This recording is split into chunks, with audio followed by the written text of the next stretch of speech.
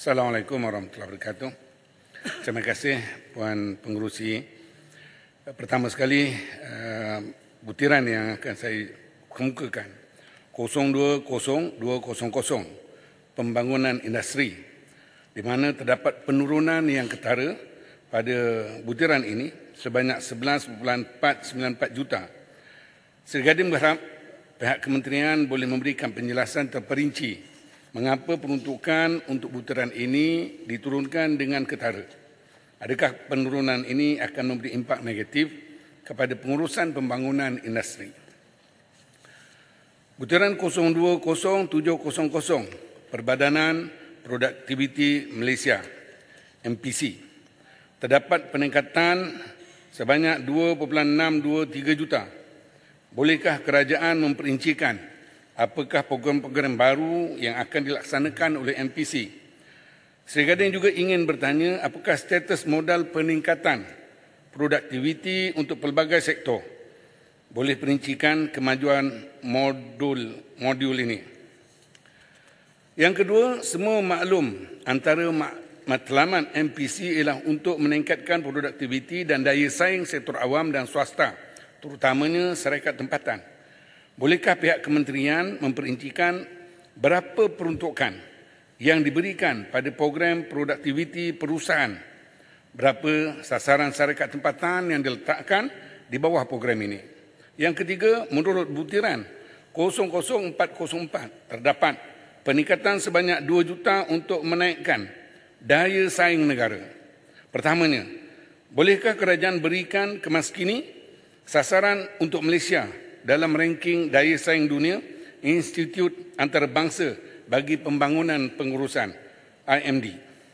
Keempat, persoalan kedua, bolehkah kerajaan perincikan dengan peningkatan ini berapa yang akan diperuntukkan untuk program My Mudah dan apakah perincian sasaran pelaksanaan program ini di peringkat Persekutuan, Kementerian Negeri dan PBT.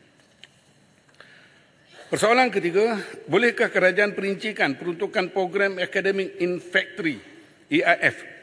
Apakah kementerian akan memperluaskan program ini meliputi industri-industri high growth, high value lain seperti industri halal dan aeroangkasa? Kini dirangkumkan industri E&E, otomotif dan sains hayat. Seterusnya, butiran 050700 di mana terdapat peningkatan belanjawan kali ini untuk peruntukan industri aeroangkasa.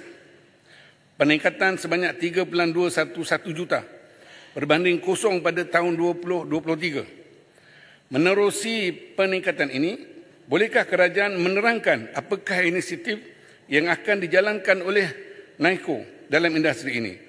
Bagaimana NAICO boleh mempertingkatkan industri yang masih baru hendak menapak di negara ini?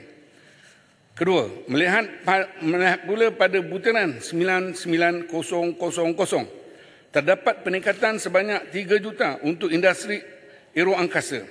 Bagaimana menerusi peningkatan ini, Malaysia mampu memperluaskan dan mempertingkatkan kapasiti syarikat tempatan dalam industri aeroangkasa, khususnya dalam mengukuhkan rantaian bekalan. Ketiga, Sri Gading juga ingin bertanya lebih khusus kepada soal sumber kemahiran. Adakah kementerian akan memastikan program TVET yang berkenaan dengan industri aeroangkasa akan ada kerjasama bersama pihak industri dalam dan luar negara untuk tujuan kemajuan dan peningkatan? Seterusnya, butiran 06011 Expo 2025 di Osaka. Belanjawan 2024 memperuntukkan 3.868 juta untuk tujuan ini.